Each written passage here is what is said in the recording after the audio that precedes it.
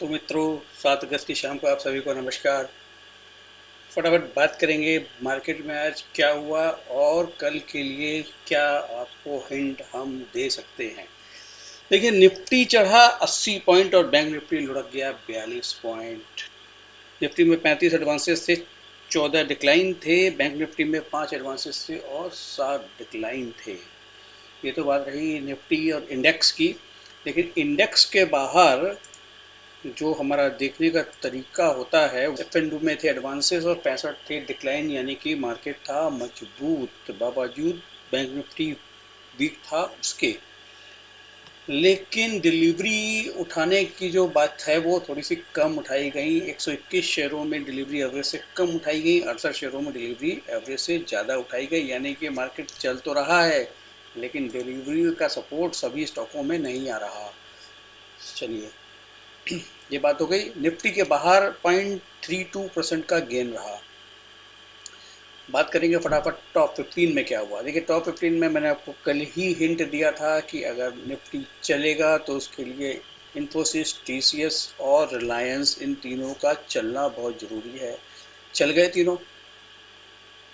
TCS 1.2%, Nifty 1.1% और रिलायंस 0.6%। हालांकि bank Nifty में प्रेशर था। एचडीएफसी बैंक नीचे था, आईसीआईसीआई बैंक ऊपर था। आईसीआईसीआई बैंक लग गया इन दोनों के साथ और इन तीनों के साथ, मतलब इन्फोसिस, टीसीएस और रिलायंस के साथ लग करके इन्होंने खींच लिया निफ्टी को। अब अगर कल निफ्टी को और चलना है तो जब तक देखिए रिलायंस की एजीएम नहीं हो जाती है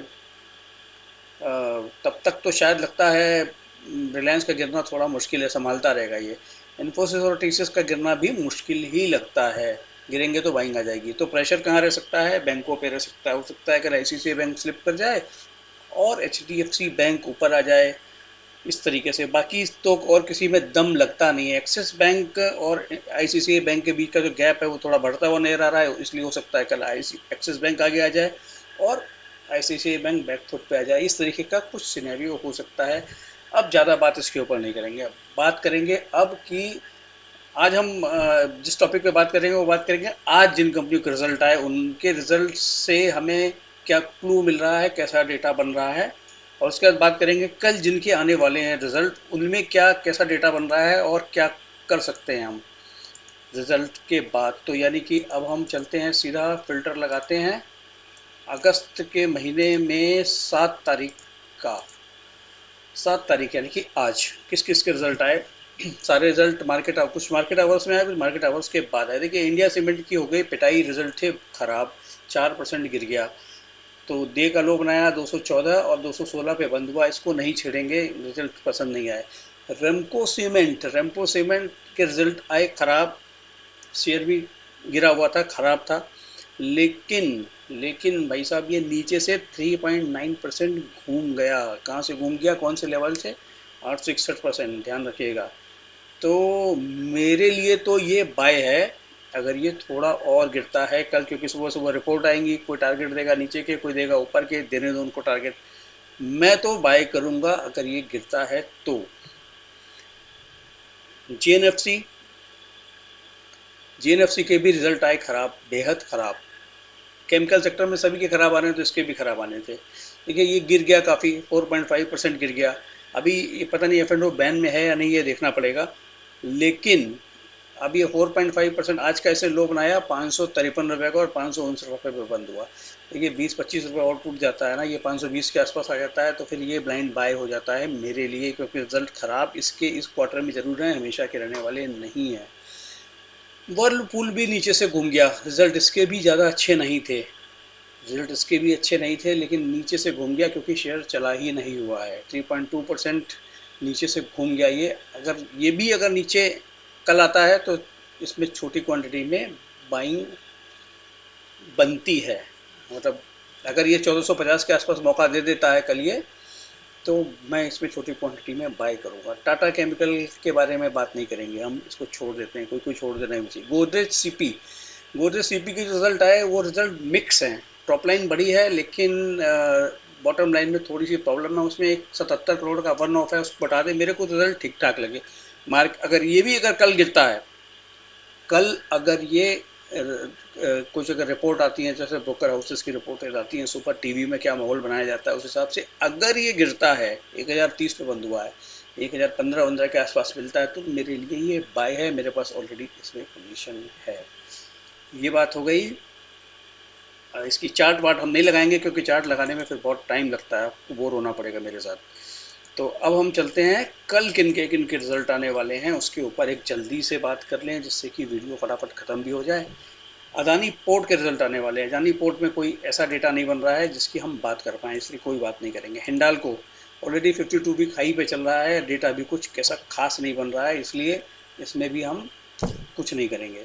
सीमेंस 52 वीक हाई के आसपास है, रिजल्ट अच्छे भी आए तब भी पिटाई हो सकती है, लेकिन कैपिटल गुड्स में भी माहौल बना हुआ है, एफआईआई बाय कर रहे हैं, इसलिए हो सकता है चल भी जाए ना भी चले, इसमें भी अपना कोई ओपिनियन नहीं बन रहा। कोल इंडिया के रिजल्ट अगर खराब आते हैं और ये 5 7 10 रुपए यहाँ से टूटता है तो ये बाय है। चंबल फर्टिलाइजर, देखो भाई चंबल फर्टिलाइजर में हमने कल भी बात की थी, हमने इसको पकड़ा था लेकिन ये हमारे हाथ से निकल गया, इसमें प्रॉफिट नहीं आया। अभी ये जहां पकड़ा था उसी के आसपास चल रहा है, मतलब 275 पे पकड़ा था, 273 पे चल रहा है। रिजल्ट खराब दे सकता है क्योंकि फर्टिलाइजर सेक्टर में सभी के रिजल्ट खराब हैं, लेकिन रिजल्ट खराब आने के बाद, आई रिपीट, रिजल्ट खराब आने के बाद ये अगर 2 3 4% का बाय का अगर फॉल देता है ना तो ये पकड़ने वाला शेयर है। एनएमडीसी, एनएमडीसी देखो चला ही नहीं है। एनएमडीसी एनएमडीसी 22% नीचे है अपने 52 वीक हाई से, और ये चंबल फर्टिलाइजर 33% नीचे है अपने 52 वीक हाई से। तो अब इसमें जो डेटा बनता दिख रहा है वो पॉजिटिव डेटा बनता दिख रहा है, और ये इस 119 और 110 की जो इसकी 2 वीक की रेंज है ना, उसके लोअर एंड पे है, रिस्क मतलब कम है, तो बाय बनता है इसमें भी। अगर ये गिरता है रिजल्ट आने के बाद तो आप नज़र रख सकते हैं, मैं तो रखूँगा। आरती इंडस्ट्रीज़ में भी सेम कहानी है, ये अपने 52 वीक हाई से कितना नीचे है, 52 वीक था अप्रैल 2022 में इसने जो हाई बनाया था वो बनाया था 864 रुपये का। मतलब कि वो जो हमें यहाँ पे दिख रहा है डेटा, कन्फ्यूजन मेरे को इसलिए हो गया, मतलब कि इसको ऊपर जाने के लिए अभी 94% की यात्रा और करनी है, मतलब कि यहाँ से करीब करीब 100% बढ़ेगा तब ये अपने 52 वीक हाई के आसपास पहुँचेगा, तो डेटा हमारा यहाँ पे सही है। लेकिन इसमें कुछ सिग्नल्स ऐसे आ रहे हैं कि इसमें थोड़ी थोड़ी बाइंग हो रही है। देखिए 481 और 459 पिछले वीक की रेंज के बीचों बीच ये काम कर रहा है। रिजल्ट अगर इसके खराब आते हैं ना, आप ये देख लेना बस मार्जिन पे प्रेशर रहेगा ही रहेगा, ये देख लेना टॉप लाइन सिग्निफिकेंटली नहीं गिरनी चाहिए। 5 7% गिर भी जाए तब भी कोई बात नहीं, सिग्निफिकेंटली नहीं गिरनी चाहिए। जैसा सारे केमिकल सेक्टर के स्टॉक्स ने किया है, चाहे दीपक नाइट्राइट हो, चाहे नवीन फ्लोरिन हो, चाहे एसआरएफ हो, सब घूम गए नीचे से, ये भी घूम जाएगा। अब इसके बाद डिस्क्लेमर, एडवाइस किसी को कुछ भी नहीं है, ये सिर्फ हमारी ऑब्जर्वेशन है जिसकी चर्चा हमने, ये सिर्फ और सिर्फ हमारी ऑब्जर्वेशन है जिसकी चर्चा हमने आपके साथ की है। इसको आप एक हिंट समझ सकते हैं, लेकिन किसी भी तरीके की रिकमेंडेशन नहीं है। कोई भी ट्रेड लेने से पहले एज यूजुअल आपको अपने फाइनेंशियल एडवाइजर से सलाह लेनी है, अपना दिमाग लगाना है, अपने लॉस और प्रॉफिट दोनों की जिम्मेदारी लेनी है। Thank you very much. Channel को सब्सक्राइब कर लीजिए और वीडियो को देखते रहिए, लाइक एंड शेयर करते रहिए। धन्यवाद।